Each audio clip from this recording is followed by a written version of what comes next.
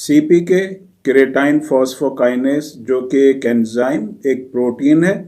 और ख़ास तौर से हमारे जो बॉडी होती है उसमें सीपीके जो है ये हमारी जो स्केलेटल मसल्स होती हैं, हमारा जो हार्ट होता है और हमारा जो ब्रेन होता है, इस जगह पर ये सीपीके या ये एंजाइम पाया जाता है। हमारी मसल्स या हमारा जो हार्ट या हमारे ब्रेन में किसी तरह की भी अगर डैमेज होती है, नुकसान होता है, तो ये जो सीपीके लेवल होता है या जो ये एंजाइम होता है ये लीक होकर हमारे ब्लड में आके मिक्स हो जाता है और इसका लेवल जो है ब्लड में बढ़ जाता है। आपको अगर कहीं पर भी चोट लगी है जिसकी वजह से आपकी मांसपेशी में डैमेज हुआ है, नुकसान हुआ है, तो सीपीके लेवल आपका बढ़ेगा। आपके हार्ट में कोई प्रॉब्लम है या आपकी हार्ट सर्जरी हुई है, उससे आपका सीपीके लेवल बढ़ेगा। आपके ब्रेन में कोई प्रॉब्लम है, ट्यूमर है या किसी दूसरी तरह का इन्फेक्शन है, तो उससे भी जो आपका सीपीके लेवल है वो बढ़ेगा। तो कहीं पर भी अगर आपके डैमेज होती है मांसपेशी में, हार्ट में या ब्रेन में, तो सीपीके लेवल जो है वो बढ़ता है। हम इस वीडियो में बात करेंगे मस्कुलर डिस्ट्रॉफी और सीपीके का आपस में क्या रिलेशन है और मस्कुलर डिस्ट्रॉफी में जो है सीपीके लेवल क्यों बढ़ जाता है।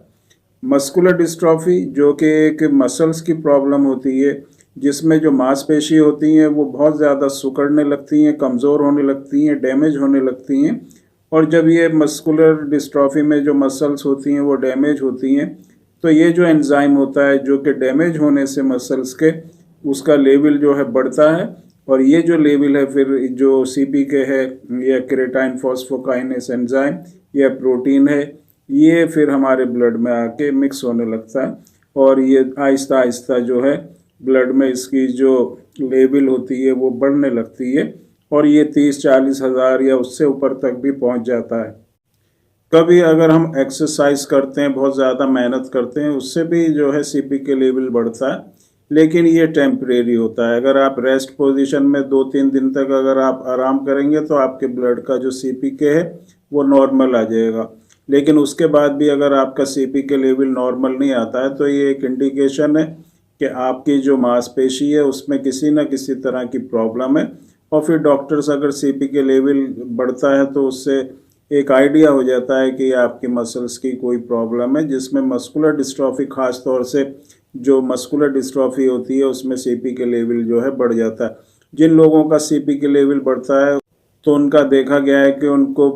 चलने में, बैठ के उठने में बहुत ज़्यादा प्रॉब्लम होती है और उनकी मांसपेशी जो होती हैं वो कमज़ोर होने लगती हैं। तो सीपीके लेवल अगर किसी का बढ़ा है या बढ़ रहा है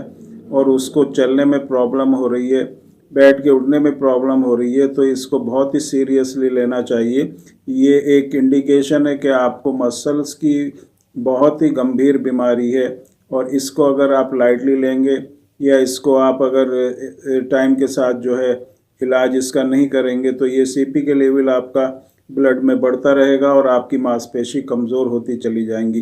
तो जिन लोगों का सीपीके लेवल ज़्यादा है, उनको चलने में, बैठ के उठने में प्रॉब्लम है, तो आप जो है इसका ट्रीटमेंट ज़रूर लें। और जैसे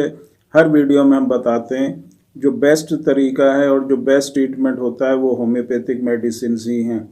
जो होम्योपैथिक मेडिसिन यूज़ होती हैं उसमें सीपीके लेवल जो है बहुत तेज़ी से कम होता है और नॉर्मल कंडीशन में आ जाता है। उसके साथ जो मांसपेशी में कमज़ोरी होती है उनमें भी ताकत आने लगती है। तो सीपीके लेवल जिसका भी बढ़ा हुआ है उसको देखना चाहिए कि उसकी क्या वजह है, क्या रीज़न है, क्यों वो सीपीके लेवल बढ़ रहा है, और कोशिश करना चाहिए कि सीपीके लेवल को हम बिल्कुल नॉर्मल रेंज में